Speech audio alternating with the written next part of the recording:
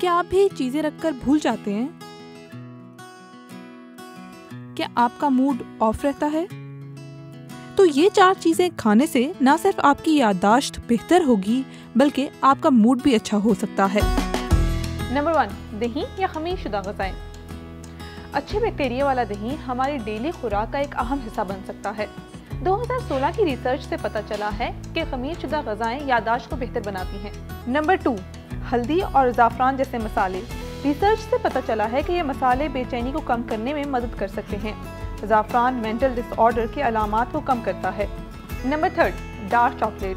Dark chocolate iron का एक बेहतरीन सोर्स है। एक सर्वे से पता चला है कि जो लोग रेगुलरली डार्क चॉकलेट खाते हैं इनमें डिप्रेशन की अलामात का खतरा 70% कम हो जाता है।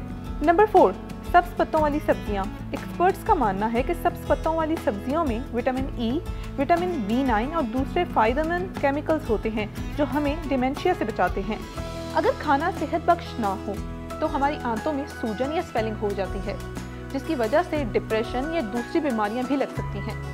आप जितना ज़्यादा अपनी खुराक और आंतों का ख्याल रखेंगे इतना ही आपकी ज़हनी सेहत बेहतर होगी, क्योंकि खाने और मूड के दरमियान डायरेक्ट ताल्लुक है।